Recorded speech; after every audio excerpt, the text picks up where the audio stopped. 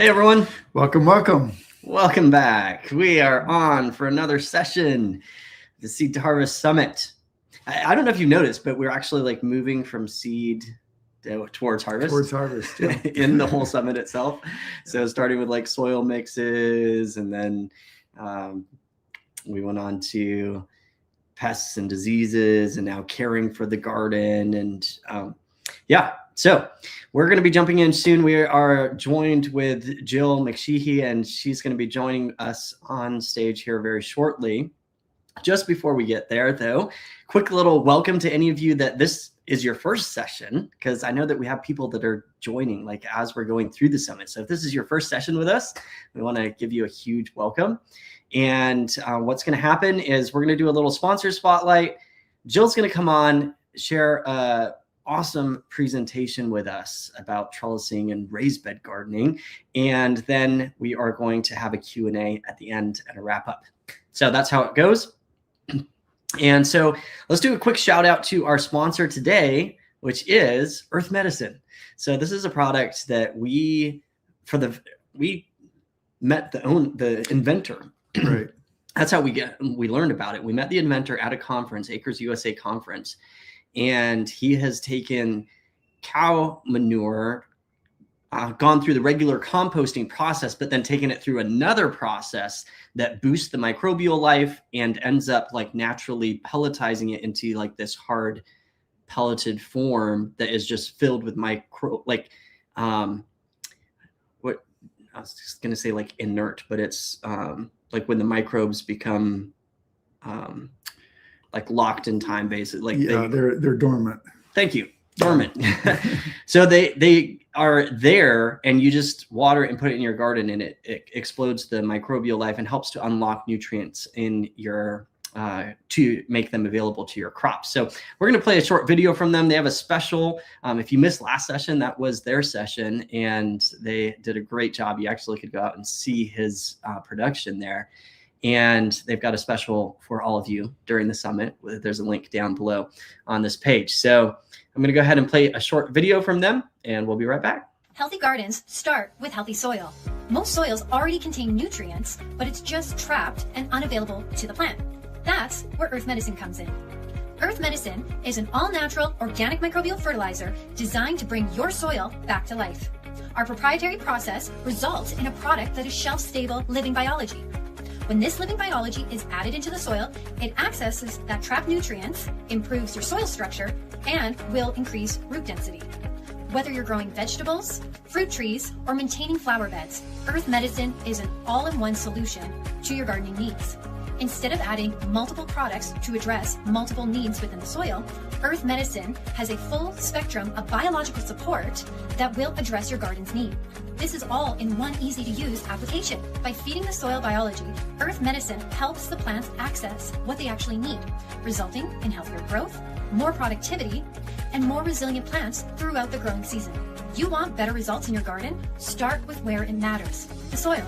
Earth Medicine, organic, effective, and designed to help your garden thrive naturally. All right, so it's a neat product. Our team has had some pretty cool results with it. We've used it. Mm-hmm. Yeah, we used it in our garden this last year as well. So go check it out. There's a link down below. All right, now we want to invite Jill McSheehy on stage with us. Welcome, Jill. Hi. Yes. We're excited to have you. And I'm sure that there are people on here in the chat that probably are already familiar with you and your work. But for those who are not, we just want to give a quick little introduction. Jill is the creator and the host of the top-rated Beginner's Garden podcast. So if you're a beginner gardener, Jill is here for you. She's the author of The Vegetable Gardening for Beginners, teaches gardening to beginners through her website, journeywithjill.net. Keep that in mind. Write that down. You're going to want to go check out her website. And frustrated with the lack of gardening resources for new gardeners, she began her first garden in 2013. And Jill has created the Beginner's Garden to help others with the same frustrations that she's gone through. So through Jill's guidance in the podcast and web articles, she's been able to reach thousands of beginning gardeners and help them start growing their own gardens, which is just so cool because it aligns so well with Seed Time and our mission, there's a lot of new beginner gardeners There's a lot here. in this summit. Yeah. So this is the place for you. Jill, we're excited to turn this time over to you. Well, thank you. And I'm so glad to be here. And I'm excited to talk about raised beds because they've been a huge difference maker in my garden. I started my first garden with raised beds, but for the most part, I planted in the soil. And now I'm, doing a lot more with raised beds. So, how do I get, there we go. Right. Okay.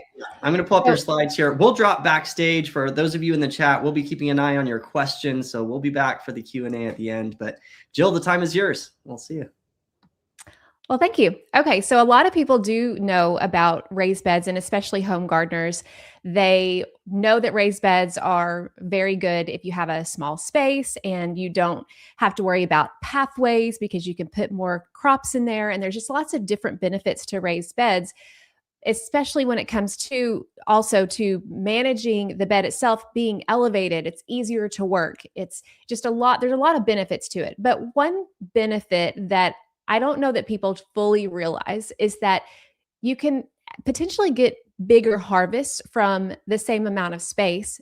And the way that I like to do that is with strategic layouts and vertical gardening. And so what I'm going to talk about today is we're going to talk about some foundations of raised bed gardening. If you're new to that, then we want to start with some of the foundations. But I also want to really lean into some of these layout secrets. I call them secrets because they were things that I didn't know initially. And then just go to some of the most strategic decisions that I've made in my gardens to help me to become more productive in a smaller space. So just to give you a quick background, as they said, I did start in 2013 as a beginning gardener, and I had never gardened before in my life. My mom gardened, but I did never pay attention to her. I know there's a lot of people who could probably relate to that. But in 2013, I quit my job to become a stay-at-home mom. My kids were 6 and 2 at the time. And I started a garden so that I could help contribute to the family in a different way by lowering the grocery bill by growing my own food. So that's the reason I started gardening. And I fell in love with it. I've been growing ever since 2013, and I don't even know what my life would be without it. As far as where I am, I garden in Arkansas in zone 8A. I garden mostly year round thanks to my greenhouse, but honestly, my greenhouse really just bridges a small period of time like right now. But for the most part, I'm harvesting outside even into December and January, depending on how the winter falls.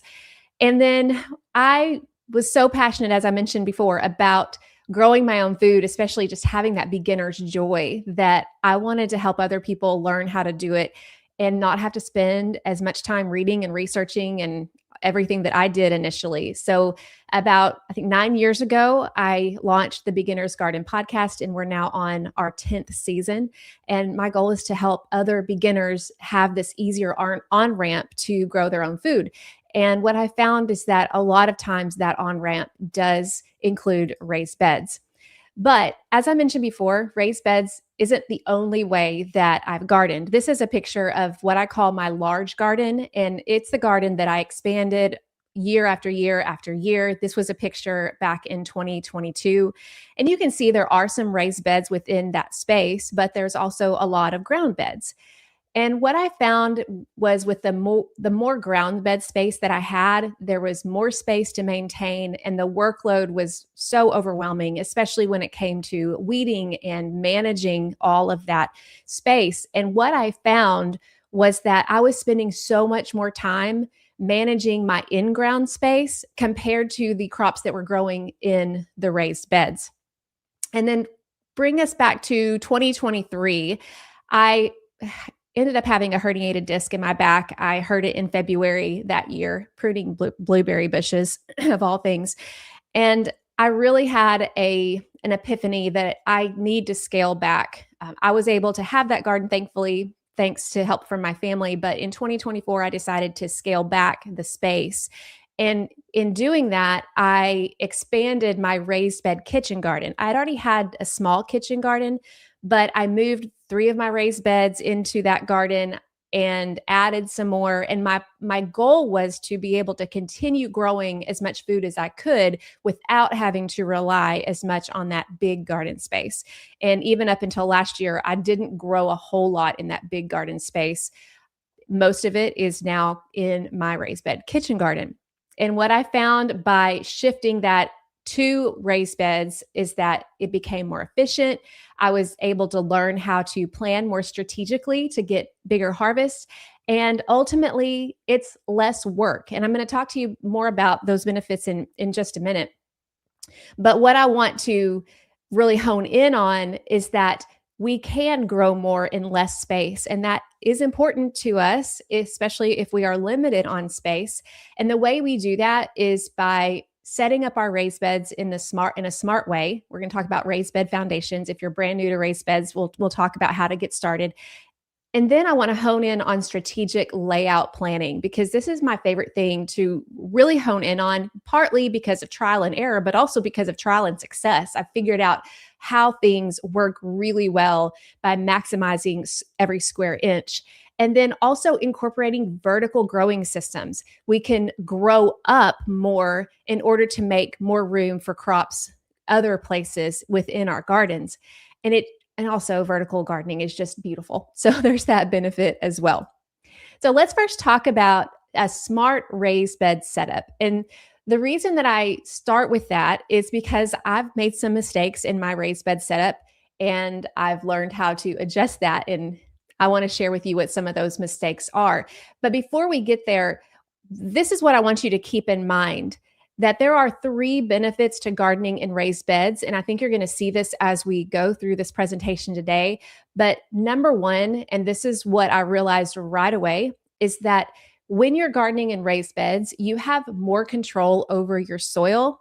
And when you're able to really focus on that smaller amount of space, making sure that that soil is as fertile as it can be, you will notice that you're going to get higher yields because you're able to control that growing medium in a better way, as opposed to me trying to figure out what fertilizer to spread on a large in-ground plot. Then I can concentrate it on a smaller space and be able to get more yield. That's what I found when I compared the two, when I was growing the same crops in the ground compared to the ones in the raised beds. Another benefit is that there's no wasted pathways. When you're growing in raised beds, your pathways are going to be what's around the bed, but within the bed itself, you're going to have that whole amount being able to grow crops. You don't have as much maintenance that way. The weeding is number 3, you see there, the weeding is cut in half, if not more, because you're growing more and you're able to smother a lot of the weeds through, not having the sunlight available to them. And so in general, these are some of the main reasons why raised beds can be very beneficial. But if you're just starting with raised beds, you may be trying to figure out, what do I want them to be made out of? And the most popular types are the first 2 that we're going to talk about briefly here. The first one is wood. And wood is what a lot of my raised beds are made out of. My husband started building them for me. Actually, he started building them before I even became a gardener. We had a couple that he managed. But I have a lot of experience with wooden raised beds. They are your more classic raised beds. They are customizable in the way that you can choose what size you want them to be, whether that's the depth or whether that's the length. And this can be customized for your space. So you have a lot of different options as far as size goes. But they do degrade over time. Even treated lumber does start to degrade over time, as I've figured out myself. And then we also have the issue of it requiring assembly. So if you're not that confident with a drill and a power saw, if that's what it's called, obviously my husband's the one who helps me with that, then this is a barrier that can be hard for some people if you're not able to or willing to build the bed itself with the power tools. So a lot of people now are going toward simpler options, such as metal raised beds. And I've been gardening in metal raised beds for probably about 5 years or so. They are durable, they are long lasting. And the biggest thing for me is they were easy to assemble. I didn't need any help with it. It was super easy to put together. And so far, they're showing much more resilience to the elements than my wooden ones are. So I feel like those are a really good option. And plus, I really like how pretty they are. Wood ones are pretty too, but the metal ones are also very attractive. But then you also have other options. Some people use concrete blocks, stone, brick. Depending on what you use, that could mean more assembly time, but you definitely have more options. You're not limited to just wood or metal, but those are some of the most popular options. When it comes to how big your raised bed is going to be, let's first talk about the width.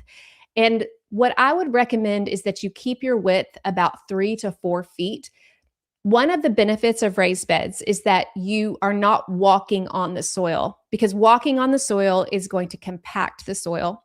And what we want, our soil needs air. It needs air for water penetration. It needs air for lots of different things within the soil itself. So by staying off of the soil, that helps your soil quality. But you have to be able to work it, and you want it to be able to make it where you can reach, and you can reach every part of the bed as you're working it. So 3 to 4 feet is a good size. I have beds that are all of that 3 to 4 feet. Now, if you put a bed next to a fence, I would recommend making it not any wider than 2.5 feet. That's about what mine is next to a fence, so that you can still comfortably reach across. I prefer personally, I love 3 foot wide beds. I feel like they're the easiest to manage. I'm 5'5". So if you have, if you're taller and you have a wider wingspan, this might be easier for you. But for the most part, I like 3 foot, but I typically still build 4 foot wide raised beds because you're able to get more garden space out of that. But that's definitely a personal preference. The length is flexible. A 4x8 is typically a common raised bed size, but you can see in this example, I think that one's at 18 foot long. I've got some 20 foot long beds. The benefit to the really long beds is that you're putting garden space instead of walkway space. So you're getting more garden space in that footprint. But the drawback is if I'm on one side of it and I need to go the other side, I have to go all the way around. So there is a little bit of inconvenience of getting from one side to the other if it's long, which that kind of makes sense. As far as the depth goes, there's lots of different considerations on how deep you want to make your bed. I said 6 to 18 inches deep is ideal, but I do have beds that are 4 inches deep, and I have beds that are 30 inches deep. And what you want to consider with your raised bed depth is, number one, is it going to be open to the soil underneath? I personally like my beds to be open to the soil underneath, because especially if it's a shorter bed, like a 6-inch bed or a 4-inch bed, the roots of the plants, especially the taller plants, are going to need to go deeper than that raised bed. So by having it open to the soil, they can continue going deeper and mining those minerals in your ground bed. So you can kind of have the best of both worlds there. It also allows earthworms to come up from underneath, and just having that contact with the soil is usually a good thing in most cases. But sometimes you may not want that. Maybe you want to grow on a patio, or maybe you know that your soil is contaminated and you need to have a separation there. If that's the case, then you want to go a little bit deeper, because you want the roots to be able to have ample room to grow down and out. The drawback of having a taller raised bed is that you're going to have to put a lot of soil in it. The soil volume definitely adds up, and it can be expensive, but it can also be labor intensive to fill up something like a 30-inch raised bed like I have. That takes a whole lot of soil. But I will tell you that the beds that I have that are 30 inches tall, they are very comfortable to work in. It's like standing at your kitchen counter, just being able to work in the soil at your waist height. It's very convenient, but it does also limit the crops that I'm going to be growing in those taller raised beds. For example, I grow okra here in Arkansas, and because okra loves the heat, okra can grow really tall. So okra already is going to grow 6, 7, 8, 10 feet. I've had some grow 12 feet tall. Obviously, if I'm adding 30 inches to that, I'm going to have to get a ladder to harvest. The same would be true for indeterminate tomatoes. I typically am not going to grow those in those 30-inch ones, because they're just going to keep growing taller, and I may not have the ability to harvest that. But for the crops that don't grow that tall, 30 inches is a very comfortable raised bed height. And it would be good for anyone who has mobility issues. When I herniated my disc in my back, I couldn't bend over. So having that 30-inch bed definitely made it easier to tend those parts of my garden. For location strategies, this is important if you don't know quite where to put your raised bed yet. A lot of people ask me, which orientation should I have my raised bed? And what I mean by that is if you have a long raised bed, do you want it to go north to south or do you want it to go east to west? And I will say that I have both, and I'll tell you how you can make either of them work better for you. Personally, I prefer the north-south orientation. And the reason is this. So north-south means that it's long ways north and south. So I can put some taller crops in the middle and then some, smaller crops on either side. And the way the sun tracks is each side of the bed is going to be guaranteed a half day of full sun at least, which is usually about enough for most of our summer crops. If we do an east-west orientation and it's longer east to west, then a better option would be to take your taller crops and put them on the north side and your smaller crops and put them on the south side, because anything on the north side is liable to get shaded out. Now, that can be a benefit. We'll talk about that in layout options in just a minute. But if you do east-west orientation, that's just something to keep in mind is the shading. Another thing to consider is walkways. How wide do you need the walkways to be between raised beds? If you look in that picture, you can see there's a tiny little walkway there where I could barely get my garden cart. It's not super convenient. When I sit on that garden cart, there's no room for my knees. If I'm kneeling, I'm having to kind of kneel crossways. So this was an error that I made when I was putting them together. I really needed more space in between my beds to be able to work it comfortably. And then if you use a wheelbarrow or a garden cart, you want to be able to have it go between the beds easily, especially if you're topping off with compost or anything that you need to do, pulling out weeds and putting it in a wheelbarrow. It's just a lot more comfortable if you have that space for that. And the final thing you want to consider is the structures. Number one, structures in your garden area will potentially cast shade. So you want to make sure that you know where the shade is going to cast and perhaps move your bed in a way that you're not getting a whole lot of shade, because most crops are going to need an ample amount of sun.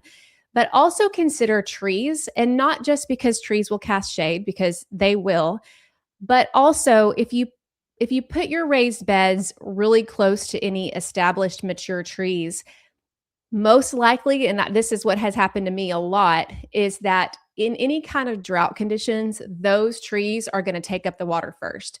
So the raised beds are going to have, your vegetables are going to have a harder time getting ample amount of water, especially in more like your summer season when you don't get as much rain. So trees is something I would try to keep your beds away from as much as possible. That's not always possible, but it's just definitely something to consider. Some people end up, if they have to put their raised beds near trees, they end up boxing it in where it's not open to the bottom so that they can make sure that there's ample water without the trees stealing it from the bed. Another question you'll need to ask is what is going to go between your beds if you have more than one raised bed. Option one is to have bare ground or grass. This is what I have in my large garden. The drawback to this is that it requires mowing, it requires trimming, like weed eating, and this can be a chore that is pretty significant in the middle of the summer. The last thing I want to do when it's 100 degrees is go out there and weed eat, but it is manageable, but it's definitely something to consider. Option two is what you see in my kitchen garden now, and that is rock. This is river rock that we have, and then putting it on landscape fabric. This is definitely an initial expense. It's an initial labor of getting it all put down. But in the long term, you don't have to worry about mowing every week. Sometimes you are still going to have to pull weeds out of that rock because that happens. But for the most part, it's a little bit more manageable as far as making sure that your effort is on your garden and not so much on your pathways. Another option that I see a lot of gardeners do is they do landscape fabric, but they put mulch on top for a more natural look. And that's a great option as well. But one thing you want to keep in mind is that mulch, especially wood chip mulch or bark mulch, it's going to decompose over time. It's a benefit of that because if we put it on the top of our gardens, it's going to help with the soil eventually as it breaks down. But if we're depending on that for the pathways, it will over time break down into soil, right? So when weed seeds blow through the wind or birds drop their droppings, weeds can inevitably start growing in that as it decomposes. And then it will need replenishing. But those are still viable options. All three of them are, and they work for different people, but you just need to decide what is going to work best for you. Next, what are you going to fill it with? My favorite way of filling a raised bed is hugelkultur style. And what this is layering organic matter at the bottom and then adding a topsoil compost blend on top. I like to make sure that the topsoil compost blend is at least 6 inches from the top of the bed because that's where most of the feeder roots of the plants are going to be. And then the bottom can be any kind of organic matter. You can do logs. I've done straw. Straw is a great option. I even take my blueberry bush trimmings, compost that hasn't composted completely that I've just put in a pile that has some eggshells, put that at the bottom. Any kind of organic matter works.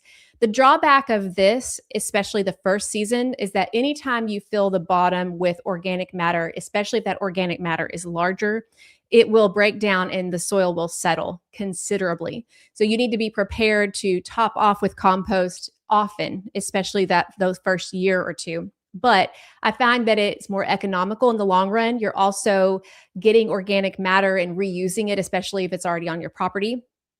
But if you don't have that and you want just a simple mix that you can fill your bed with, topsoil and compost, just a blend of those two, I buy them in bulk from my local landscaping company and I mix them, 50-50. And that's a pretty easy way to fill, and as long as you have good quality compost, it's always worked really well for me. And then if you have a smaller space and maybe you don't want to buy in bulk, a bagged option would be to do what's called Mel's Mix. This is the option in Mel Bartholomew's Square Foot Gardening, and it's a third peat moss, a third vermiculite, and a third compost. The key here is to have high quality compost, and I think that Mel recommends from as many sources as possible. So for me, that was the compost that I had bought as a bagged compost, and then I added some of my chicken manure, and then any kind of organic fertilizer you might want to throw in there. But that's a really good option if you don't have the ability to source bulk compost or bulk topsoil to be able to fill a bed pretty quickly. And that worked really well for me the year that I tried it. And then each year you want to continue keeping the goodness going with your beds, topping off with compost at each new planting. I usually do this once in the spring and once in the fall. Sometimes I do it at the end of the fall and let it compost over the season, but topping off with compost twice a year if you're going to be growing, for many seasons. Adding organic fertilizer only when crops need it. If you know a particular crop might need a little bit extra boost, you can add organic fertilizer to the soil at the time of planting. And then as we move from one crop to another, as we take out a crop, I like to cut the crop at soil level, whether that's my tomatoes or cucumbers or whatever, because the roots that are still there will continue decomposing. They'll continue feeding the soil life. And it also makes it where the soil itself isn't disturbed. And then from season to season, I recommend that you rotate plant families just from mainly a disease standpoint, not planting tomatoes in the same bed that you planted them the year before. At the very least, though, if you don't have options, because maybe you only have a couple of raised beds, the more compost you're able to add from year to year, that helps mitigate some of that, especially nutrition-wise. But if you can rotate plant families, and I think you'll get a better result in the following year. So the next section we're going to talk about is strategic layout planning. And this is where we want to work smarter, but not harder by pairing crops in our beds. Now, you may have heard of the term intensive planting, and I love the term intensive planting. It basically means we're going to try to fit in as much as we can in the space that we have, but cramming everything all in willy-nilly can sometimes work against you. So intensive planting done wrong, if we just randomly try to fit in everything we can and we don't even think about plant spacing, this can lead to overcrowded beds, poor yields, and competition for resources. I have definitely had this happen in my garden. If we're not careful about what we plant next to each other, sometimes we will see, man, this crop got completely shaded out and it is not producing anything. Or these crops are just, they're fighting for light, they're fighting for water, they're fighting for nutrients. So we have to be more strategic in using the space that we have. And when we're strategic, we want to consider, where is the sun, where is the shade? And then we want to account for growth habits. How tall is a plant going to grow? How wide is it going to be? And then we also want to plan for proper plant timing. A lot of gardeners look at their garden as a one-time planting. We plant in the spring and we harvest in the summer, and that is the end. But that's leaving so much on the table. So when I'm talking about being able to get more harvest out of your smaller amount of space, part of that is by understanding that plants go in at different times. My first plantings are going to start going in the garden in a month, in early March. My last plantings for the summer are going to go in probably mid-May. And that's going to allow time to be able to put more crops in that space with that plant timing. I'm going to give you examples of that in just a minute. But even with all of this, you can plant by rows or by square foot. I like planting by square foot in raised beds better. I feel like it's easier to know proper plant spacing, making sure that our crops have the space that they need, like peppers, 1 per square foot, carrots, 16 per square foot. And it's just easier to memorize those things and know how much space each plant needs. But in all of that, this is one thing we want to keep in mind. We need to let the sun guide our layout. The first thing we need to do is find south. If you're in the northern hemisphere, this is going to apply to you. But find south, because the sun's going to track against the southern sky, especially in the spring and in the fall. And the south is where you're going to get most of your sun. So what this means is that if you're going to plant a tall crop next to a short crop, you're, for the most part, going to plant that tall crop to the north, so the short crop still gets that southern sun. Now, there are exceptions. If you want a cool season crop like lettuce to be planted when it's a little bit too warm for it, maybe going into the summer, then planting it to the north side of a tall crop can actually benefit, because it will benefit from shade. Either way, understanding that a tall crop is going to cast some shade, and then deciding where are we going to plant a smaller crop next to it to either get it in full sun or get a little bit of shade, that's going to be a smart strategy to be able to get more out of that same space. So I apologize, something happened with this image, but hopefully I can explain this well to you. Let me just give you a couple of examples here of how you can match plants together by their size. One of my favorite examples is cabbage and brassica greens. And this could apply to cauliflower or broccoli as well. But cabbage, cauliflower, and broccoli, they all start out pretty small, as plants do. And then they end up taking a lot of space up and out.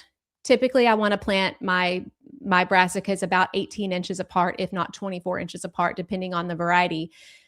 But that leaves a lot of extra space on the ground that can be utilized. And what I like to do is I like to plant brassica greens, or you can do lettuce greens mixes as well. When I say brassica greens, I'm talking about a mix, like it'll have arugula and kale and pak choi and mizuna and mustard. Like you can get mixes, seed mixes like that. But like I said, you can do this with lettuce too. But you plant them at the same time. You plant the cabbage in the ground at the same time, and then you add the seeds of these mixes right next to it. And they're going to start growing quickly, but then they're going to get established enough. So by the time the cabbage, the broccoli, the cauliflower grows to its mature height, you probably already harvested quite a bit of those baby greens. And even if not, they've had enough growth where that shade's going to give them a little extra time in your garden. So you're able to get, instead of one crop out of that space, you're going to be able to get 2 different crops out of that space. And instead of cramming those two broccoli plants together, which I have done this before. I've planted broccoli every square foot, and the broccoli heads are not as big. The reason for that is because it needs more space to get more nutrients and more water, but it's not going to compete with the brassica greens like it competes with itself if the crop's right next to it. So that gives you more overall harvest that way. That's a cool season crop example. A warm season crop example or a hot season crop example would be okra and either squash or watermelon. Okra is a really tall plant. It's tall and thin. We've got squash or watermelon that's low growing, but it sprawls. So you can plant those two next to each other because they have complementary growth patterns. The okra is going to grow taller while the squash and the watermelon are going to be at the bottom and also cover the soil, which will also help with impeding weed growth. And you're able to get, again, two crops out of that one space. Instead of just planting a whole bed of okra or a whole bed of watermelon or squash, you can get double the amount in that example. The next thing is my favorite companion and succession planting combination, and it's called relay planting. This is where you will plant a crop and then you're going to leave some space to plant another crop beside it later. And then they just kind of come out at different times and then overlap in their growth. So you can see an example here. I have peppers and carrots. Those carrots in my climate were sown in early March. And then the peppers were planted by transplant probably late April, early May. And what I've done here is that the carrots and the peppers are going to grow together for a short amount of time. My carrots are typically harvested in June, where the peppers are starting to really enjoy it. They love the heat, so they're really not going to get going till June anyway. So we harvest the carrots, and then probably toward July, August, the peppers are really large, and I can tuck in some lettuce underneath those peppers where the carrots used to be. And so the lettuce is going to benefit from the shade of the peppers. And again, we're going to get another crop around those peppers. And then what I like to do, because I'm in zone 8A in Arkansas and I've been testing this, is that once the peppers get pulled out, when our first frost comes, then I can plant short day onions in the fall. This will mostly apply to you if you're zone 8 and up. But then still, I've got the lettuce that's going to stay until it gets super cold. And then I've got the onions that it's going to overwinter. So instead of one planting in that one space, say peppers or carrots, I've got 4, and that's with smart plant timing using relay planting. It's like I said, it's a mix between companion planting and succession planting. Another example, same thing. I'm planting celery, usually in the garden about middle of March. Okra is going to go in right beside it in early May. And the benefit to that is okra loves the heat. It also grows up and grows tall. It shades the celery. I've done this 3 years in a row, and it's done really well. So it's given me some extra time with the celery before it starts to get too hot for the celery. But then when I harvest the celery and I take it out, then we've got the middle of the summer. I could plant black-eyed peas there. The black-eyed peas can grow alongside the okra. They both like the heat. And then when both of those start not doing so well, we get close to the frost, that's a perfect time to plant garlic. So again, we've got one bed and we've got 4 different crops based on the plant timing. All of these in one bed. We overlap the seasons, but they have distinct planting times. And the thing is that these are just 2 examples, and they are ones that have worked for me in my garden because I've experimented with these things. Because experimentation is part of the process. We need to learn about the sun and the shade of our own gardens, learn what the growth habits are of these crops, and then learn about seasonal timing. And what we'll learn as we experiment is that some combinations will work beautifully, like the ones that I gave you.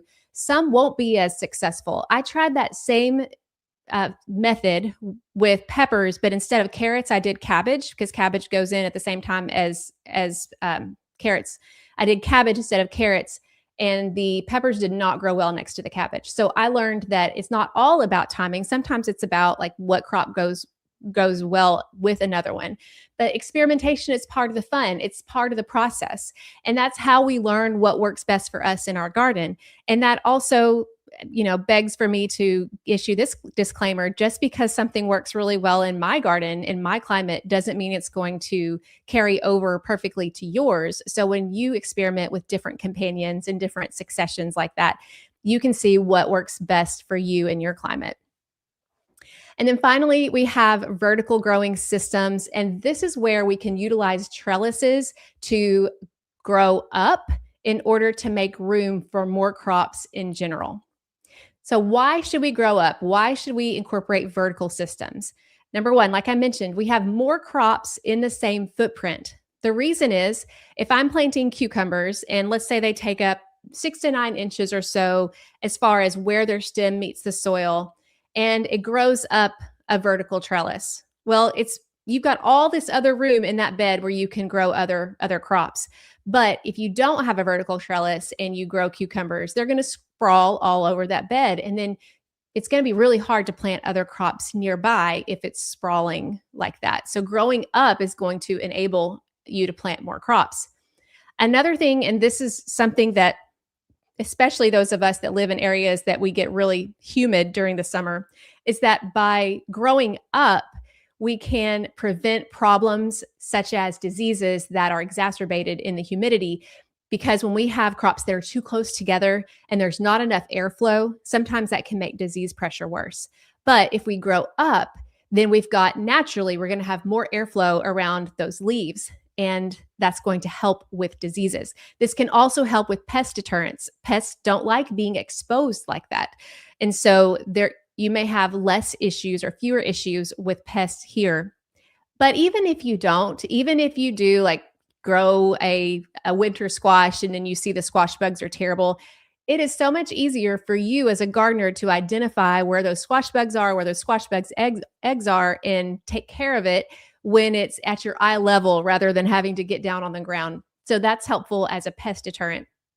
And then also we can utilize our vertical trellises to add strategic shade to our gardens. And what this can do is help extend cool season crops by putting them under shade.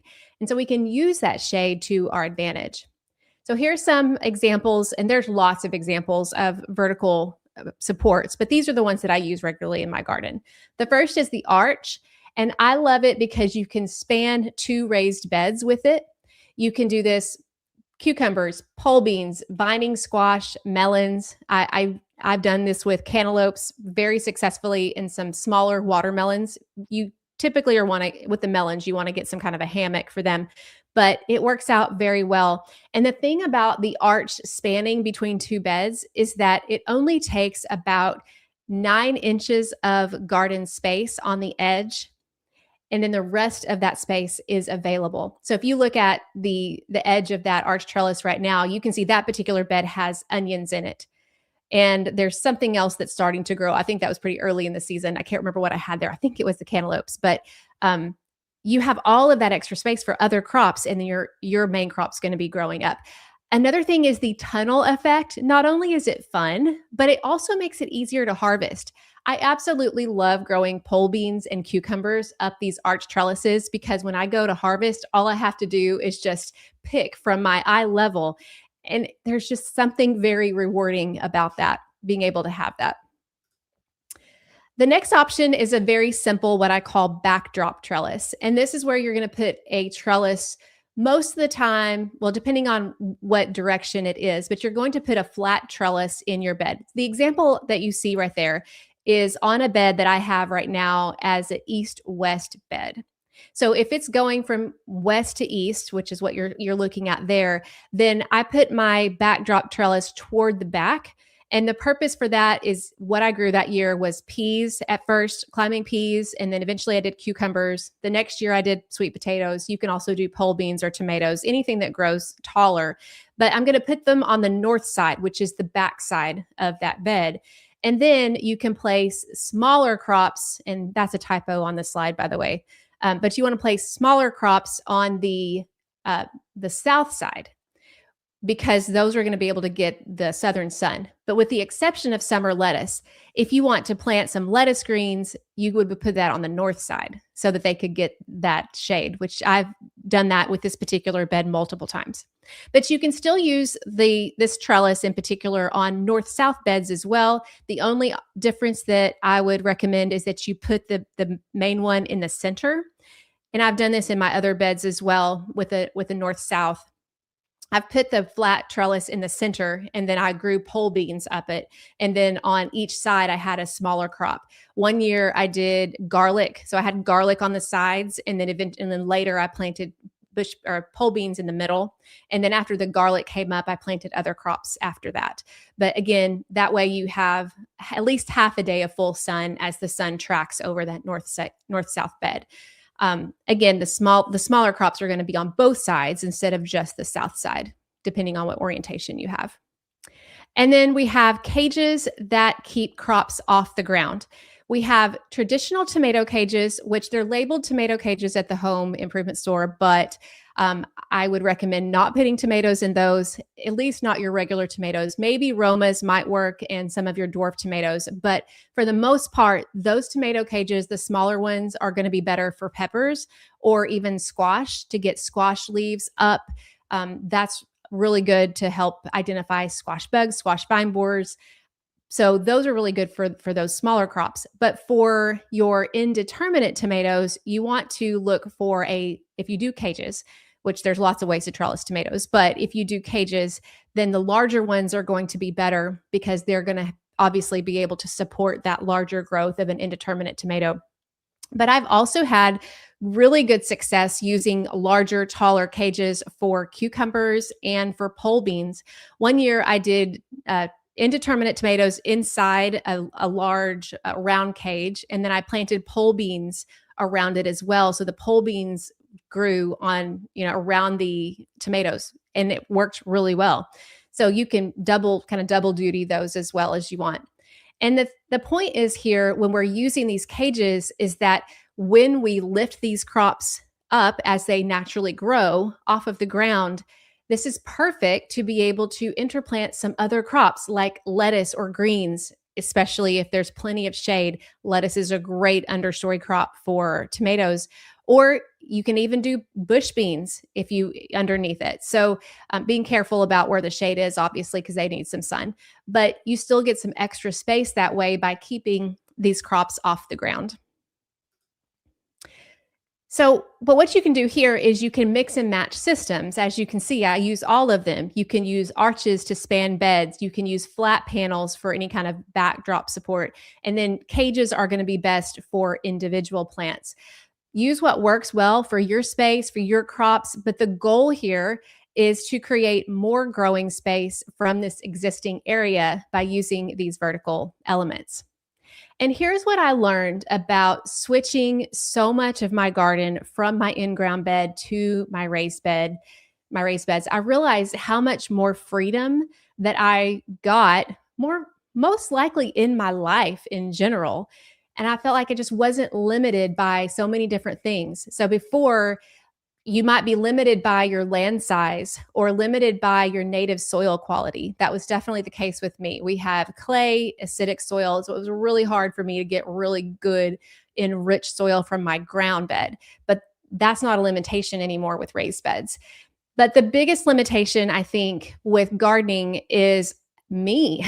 It's how much capacity do I have as an individual to maintain the space that I need to be able to get the amount of production that I want, because that was a key for me. My goal is to grow a year's supply of a lot of different vegetables, and that's always been my goal.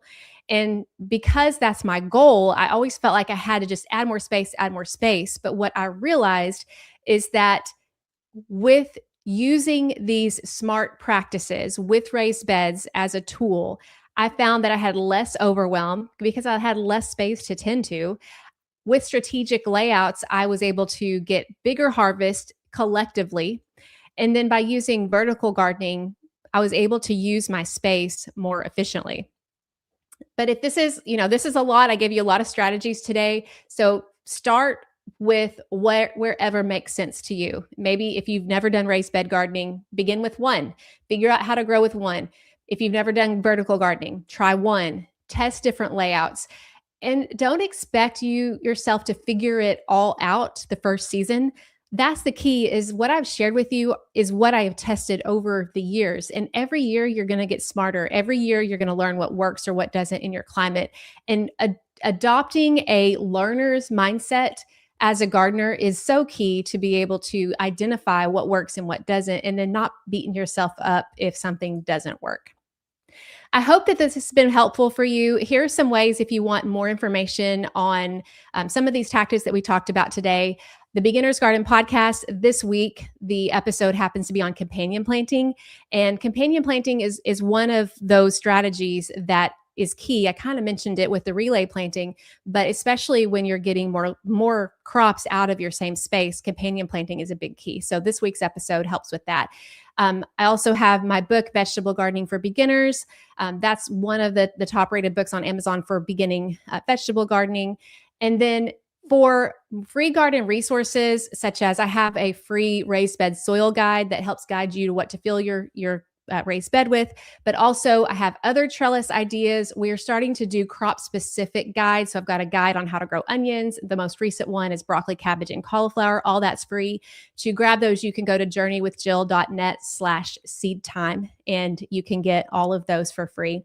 And then if you're on social media, I would love to connect with you on Facebook, Instagram, and YouTube at The Beginner's Garden. So I would love to connect with you in any of those places, and I hope that this has been helpful for you. Awesome. Thanks so much, Jill. Yes, That thank was really you. great. And everyone, go check out Jill's website and connect with her, because this is just the start. This is just the tip of the iceberg, right? Jill has so much more to offer than what we can share in just a short session like this. Yeah. But Jill, this has been fantastic. And we've got a good number of questions here. I really liked how you finished out on, don't get overwhelmed. Just do a little bit and gain experience. Keep the learning mindset. That's so important. Yeah. So there's a bunch of questions here. I want to start with, you're in Arkansas. We lived in Arkansas for a little bit, and I was introduced to fire ants there. Oh, yes. And then we moved to Tennessee, and about the same time we got here, fire ants showed up here too. So they're following you. That was disappointing. Yeah. Anyways, one thing I've noticed is that fire ants seem to like organic matter. Mm-hmm. And so I was just wondering how, and somebody was asking actually, how do you deal with fire ants in your garden? I don't know that you're going to like my answer, but I just learned to live with them and I work around them. I did do the whole boiling water on the mound thing, which I found that that's helpful as long as the mound isn't too close to a crop, because if it's too close to the crop, it can damage the crop. Yeah. So I have done it I've done it with peppermint, because what can kill peppermint, right? But if it's near my vegetables, I just try to work around it. My husband does try to treat in the yard, but as far as in the garden, I've just learned to live with it. I wish I had a better answer for you. I think that there are other ways. Like, seems like I've heard of a solution with, was it orange oil or something? That was it Texas A&M that came up with that? I can't remember, but I think there are other solutions. I haven't honestly took the time to play around with them. I do know that citrus oil is very effective. There are several products with that in them that you can find online. Yeah. We've also worked around them in our garden beds too. We so do. You're not alone, Jill. Yeah. With doing that. We've got some in our hoop house right now in our strawberries. Yeah. I think that's one thing that I've learned is that I wish there were a pill for every ill in the garden, but sometimes it's just a matter of how, can I just be a little bit, I can't think of the word, but just being able to deal with it rather than trying to fix everything. Yeah. Kate here says, how high do raised beds need to be, or how low? Yeah. So my favorite height probably is about 15 inches, but it can go like my lowest one is 4 inches, but it opens up to the soil. And then my highest one is 30 inches. So it just really depends on the amount of soil volume that you want to buy. And also if it's open to the soil, you can get away with a lower amount, a lower raised bed. Yeah. Awesome. All right. Becky here says, would you suggest adding hardware cloth on the bottom of your raised bed? Yes, I have not done this, but I don't have problems with the ground burrowing pests that a lot of people do. Voles, I don't know what all of them are. Now that I think about it, but there are places where, and I've had people tell me that they've gotten these critters that go below and then they eat their vegetables from the ground up. And hardware cloth, I think, is a great option to put on the bottom of a raised bed if you know that you have that issue, or if you're worried that you might have that issue, because you're still going to have the soil to ground contact. So the earthworms are still going to be able to go back and forth, and the roots are still going to be able to go down there. And so if those ground dwelling varmints are an issue, then yeah, I think that's a good idea. Yeah. I know my in-laws did that with some of theirs. But they have very bad gopher and other rodent issues. Yeah. Yeah. So there were a couple of people, particularly people in your zone or zone 9, who were asking about raised beds getting warm and or drying out.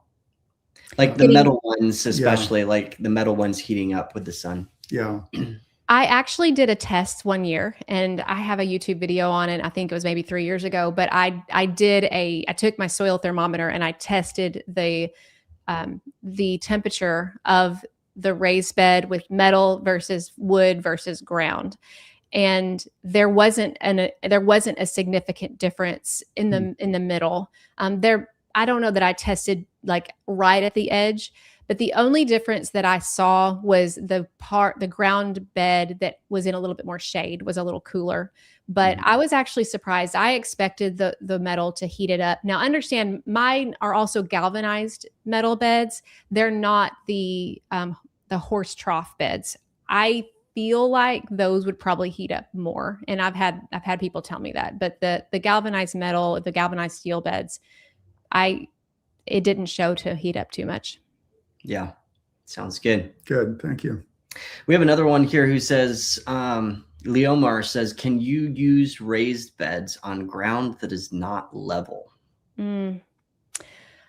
Oh, you need to have it level in some way. But a lot of people that I have seen, I haven't really had this experience. The only thing that I have done in my garden is I do look at to see if the ground is level. And if it's not, then we just situate the side a little bit deeper on one side than the other to make sure that it's level. If you have like a really steep slope, you're probably going to have to do a little bit more engineering and you're probably going to have to do something like wood. But if it's just a small incline, there's probably some ways that you can level it out, but I definitely make sure that it's level. You're going to need that for water retention and prevention of erosion. Yeah. Yeah. Got a couple minutes left here. Maybe we can touch on the trellising aspect of it really quickly. What do you use to tie up your crops to the trellises? Oh, okay. So some crops don't need it, like pole beans, cucumbers. Cucumbers, you have to kind of train, like tell it where to go, but they have little tendrils, so they're going to latch on themselves. The only ones that I've really had to do that with were probably tomatoes. And the tomatoes, you can get those little round tomato clips and you can attach them. That's what I've found has probably been the most helpful. But I've also done garden. They're like the little things that you have with your bread, but I've done that too. The twisty tie things. Yeah. But for the most part, everything else, as long as it's just kind of got started on the right direction, it'll eventually grow where you need it to grow. Yeah. And there was a related question. How do you clean your cattle panels, at the end of the season? How do you take all that vining material? Oh, okay. How do I take it all off? Yeah. I just use my pruners and clip it and then put it in a wheelbarrow and take it to my compost pile.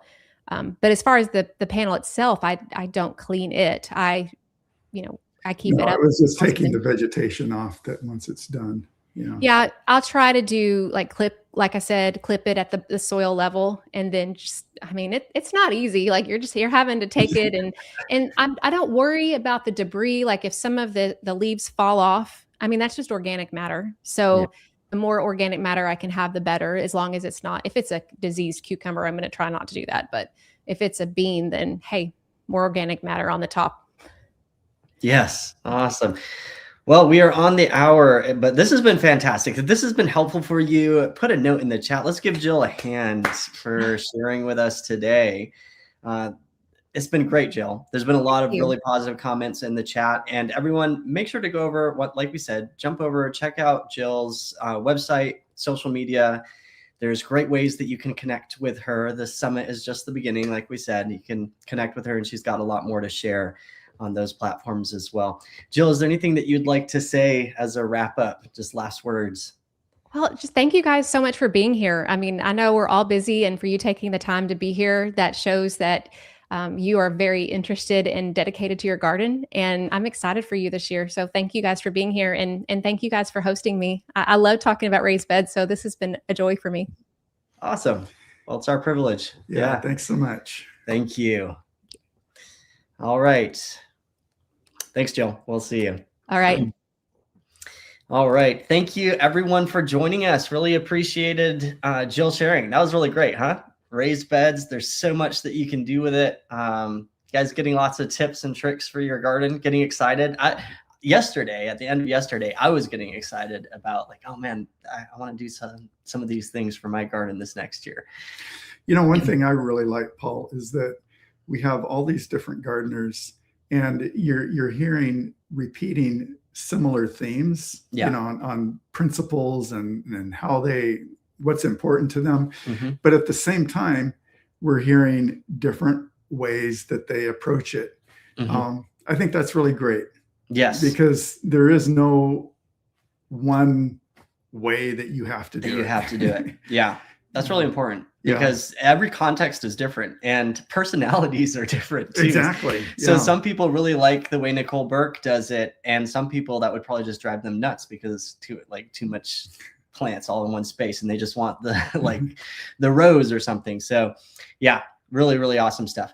If you would like, if you love this session, love the other sessions, or missed a session, you want to get it, we do have the replays available. You can get them for just $25. We wanted to make it available and easily accessible to anyone. So there's a link on the live page. If you scroll down, you can grab the replays there. And now we're going to do a short little continuation demo of seed time layout. So last time we were showing how you can actually start mapping out your garden space and add context to your garden. So I'm going to go ahead and pull up the seed time account that we were working with. And here, let me switch back to the pointer. This is your little toolbar on the left-hand side here. And as you can see, we just made a very rudimentary house and some trees around it and started adding in some planting locations. And we were showing you how whenever you add any of these, like the house or the planting locations, you can customize them and you can really make them into very unique or customized shapes.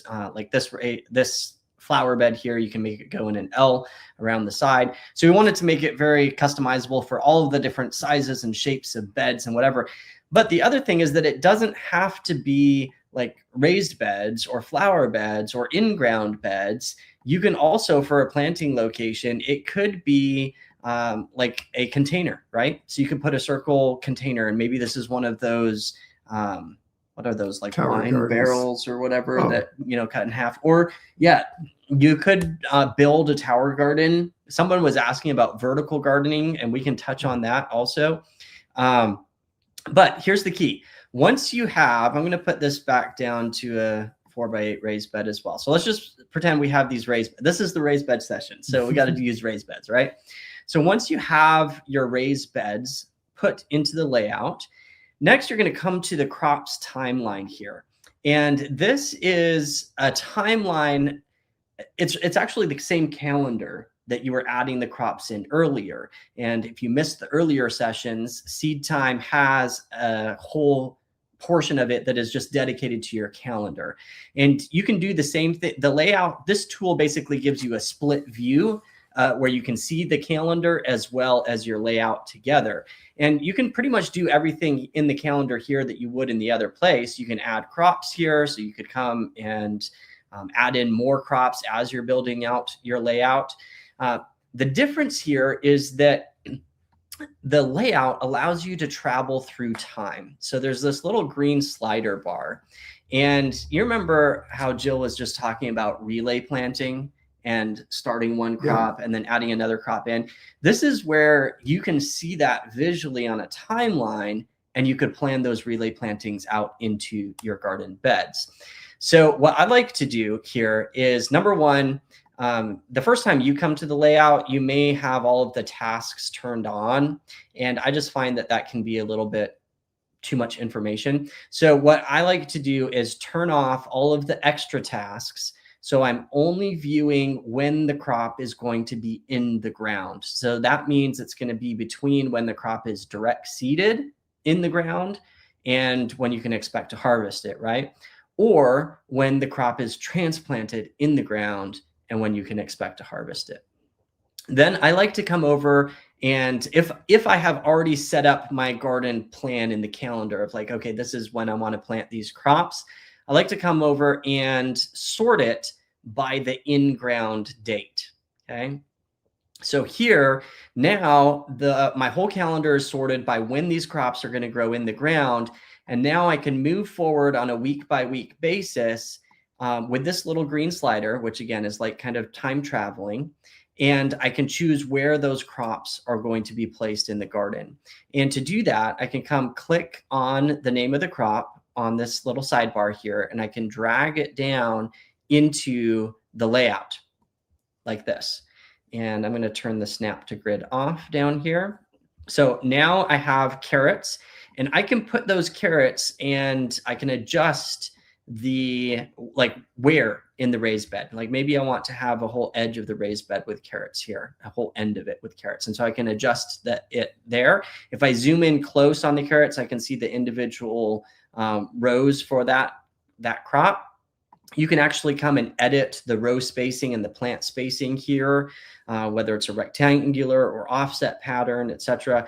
I can show you that. If you wanted the rows running the other direction, you can actually rotate it here. Yeah, so you could rotate it like this, and then you could run your carrots vertical, right? There you go. Boom. Let's just say we did 2 rows of carrots there. Next, you can bring in like your collards here. And if I was wanting to fill the bed, which I probably wouldn't necessarily do with this raised bed, but I'm just showing examples here, right? So you can set your plant spacing where it's an offset spacing like this. You can change it to a rectangular or square spacing, and you can really adjust, maybe you want to do your collards on a 12 by 12, kind of like a square foot, like 1 collard plant per square foot type scenario. You can quickly and easily put those in and say, okay, this is my block of collards. And then let's do the kale on a 12 by 12 as well, rectangular, and we can do a block of kale, on this side. And so then what you end up doing is you walk through your season, placing these into your layout like this and adjusting their the plant spacing based on how you want to do the plant spacings. Seed Time comes with automatic recommended spacings. We are planning to build out, someone was asking in the chat about square foot gardening. We are planning to build that into Seed Time where you could just switch a toggle and say, I use square foot gardening, and then they would automatically come in with square foot gardening spacing, which would be so cool. So that is coming. So keep an eye out for that. For now, you can do just like as Paul did here. You can set your spacing. Yeah, you can make it the square foot spacing if you want to. Right. Then what happens is as you go through the season, you'll notice that my carrots and my collards and my kale, they're all showing here. But if I move the slider past their harvest time, you'll notice that they disappear from the plan, because by that time in the year, I can kind of expect those crops to be done, right? Now, here's the thing. I can go down and I can plan what's going to come next in that same space. So I could say, okay, that space is empty. So now I'm going to fill this with green beans, right? And this is just a completely random example. We'll show you how later on today, we're going to show you how you can take the garden sequence plans we were talking about and put them into the layout. And then you'll see how you can, it's basically relay planting. And so then you'll see how those relays exactly go. But this is just to show you very quickly right now, a tiny relay. It's not necessarily, this would be a realistic relay in our place here in Tennessee, where I'd be growing those cool weather crops first. And then once those come out, I could put some bush green beans in for a summer planting. And then come the end of August, I could grow some more fall crops in that same space. So it is kind of realistic. I might not map them out exactly like I just did in this raised bed, because I'm just doing it on the fly here. But like I said, stick with us for one of our next sessions, and we will go through that with the garden blocks. And I actually have one here, I believe, where you can see, let's see, where are the crops here? This is kind of what those garden blocks look like. This is if you were doing 3 blocks in each raised bed. So earlier you saw one where we did garden blocks with 2 blocks in a raised bed. This is an example with 3 blocks in a raised bed, and where you can really get a nice variety of crops all growing in a raised bed. And when you have a continual sequence plan, it's just going to keep those crops growing, relaying one after another throughout the entire season. And that ties into our Spring Garden Success Kit. So if you're interested in garden block plans like this, where you can just build out your garden like a Lego kit, basically, we have a special going on right now where you can jump in and grab the Spring Garden Success Kit. There's a link down below on this video, and the link is seedtime.us/kit. And I'll just show that real quick, and then we're going to wrap up and take a quick break before the next session. Oh, we have a giveaway. We got to do that as well. So Spring Garden Success Kit, if you come over to this page, you can get up to 50% off of it. And basically what it is, it's a bundle. You get free seed packets in the Seed Time store. You get access to the software, plus these continual harvest sequence plans, which we'll go over. So come to one of our next sessions here. And then we're going to do a live garden planning implementation workshop as well to walk you through the whole process so you can get your raised bed gardens set up for ultimate success. So I'm going to actually invite Luke to come on here with us from our Seed Time team. Hey, Luke. What's up, everybody? We have a giveaway, and we have a little spotlight actually that we wanted to do at the end here for microbiometer. And maybe we should lead into that because it's kind of a continuation from the earth medicine session that you just did earlier. Yeah, so in many ways, the microbiometer could complement earth medicine. So I don't know if you guys have heard or if you were a part of the Seed to Harvest Summit last year, but Microbiometer has been a sponsor of this event. And what the microbiometer is it is a in-field live testing kit that allows you to look a little bit deeper in a very different way. So you get this microbiometer, and you actually, through a little bit of science and a little mad, engineering, if you really want to nerd out, you can actually do a in-field testing. And this testing is not a standard testing of like an NPK or nutrient load. What you're actually looking at is microbial counts. You can actually see your fungal to microbe ratio. And then you take a picture of the slide with your phone, and it shows your improvement and your growth. And so the microbiometer can be a great tool to test if your Earth medicine is doing what it should if it's increasing your microbial activity, or it's a great tool to test if you're using other kinds of inoculants or compost teas, or as you're adjusting. It's just a metric to figure that out. And so it's a pretty cool tool. Check it out. So we're going to give one of these things away. We're really excited to do that. We want to thank Microbiometer for sponsoring the Seed to Harvest Summit. So everyone's typing in microbes. And I think it's coming in fast. I hope that is a good explanation, but there's a simple app that you download on your phone, and then you're going to be mixing a few different chemicals with a little bit of soil from your field or your garden plot, and then you're going to be able to do in-field real-time testing rather than mailing it off into the lab to see some of those bacteria to fungal ratios. Really cool stuff. Just another way of putting it, we do have soil test kits that will help you to know what your different soil nutrients are. Levels, yeah.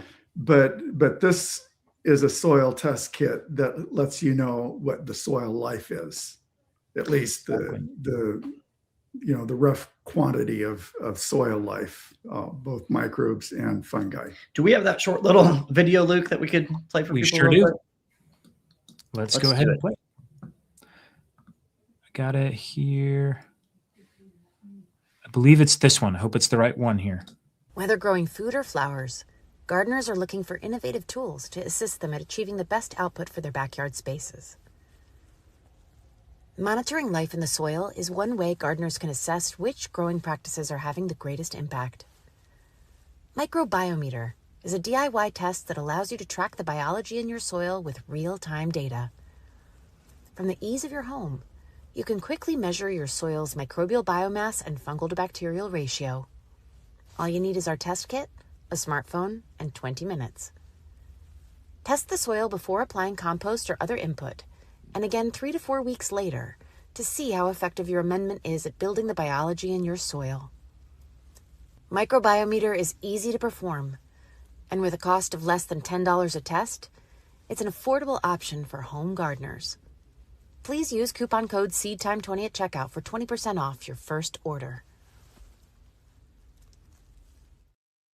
All right, awesome. So yeah, go over to, if you go to the sponsors section of the summit, there's a link where you can get 20% off your first microbiometer. Pretty cool stuff, if you ask me. So let's do the drawing. Here, are you ready? 3, 2, 1. Let's see who wins a microbiometer. And you should, if you win, you gotta do it and then send us the results. No, you don't have to. Ann Hurst, congratulations. Hurst, Congrats for being the winner. Please email support@seedtime.us, Ann, and we will make sure to connect you with Microbiometer, and they'll get you one of those kits. For everyone else, please go to the sponsor sections. I'm just going to say get 20% off Microbiometer here and post this in the chat. And if you go over to the seedtoharvestsummit.com/sponsors, then you can go get your 20% off the microbiometer. All right. I think that's a wrap for today. I know for this session, we went a little later. A little late. Not for today, for this session. Luke, do you want to give a quick little teaser for what's coming up next because you're on for this next session? Yeah, I'd rather not do the teaser. I'd rather you do it because I'm the one that's speaking. All right. So I'll do the teaser. So coming up next, if you like the idea of growing a continual harvest all year round, which so many of you raised your hand for that the first night, right? This is the dream. Luke is going to be pulling back the curtain and showing how you can actually do that in a way that doesn't break your pocketbook, that uses simple resources, and where you can actually grow food without additional supplemental heat year round. We're going to be talking about season extension. He's going to be sharing about hoop houses, low tunnel, simple, all the way up to maybe a little bit more advanced options to really extend your season and take that harvest literally year round. So really fun stuff coming up. All right. not going to want to miss it. That'll be on the hour. Let's take a quick break, and we'll see you back soon. Healthy gardens start with healthy soil. Most soils already contain nutrients, but it's just trapped and unavailable to the plant. That's where Earth Medicine comes in. Earth Medicine is an all-natural organic microbial fertilizer designed to bring your soil back to life. Our proprietary process results in a product that is shelf-stable living biology. When this living biology is added into the soil, it accesses that trapped nutrients, improves your soil structure, and will increase root density. Whether you're growing vegetables, fruit trees, or maintaining flower beds, Earth Medicine is an all-in-one solution to your gardening needs. Instead of adding multiple products to address multiple needs within the soil, Earth Medicine has a full spectrum of biological support that will address your garden's need. This is all in one easy-to-use application. By feeding the soil biology, Earth Medicine helps the plants access what they actually need, resulting in healthier growth, more productivity, and more resilient plants throughout the growing season. You want better results in your garden? Start with where it matters, the soil. Earth Medicine, organic, effective, and designed to help your garden thrive naturally.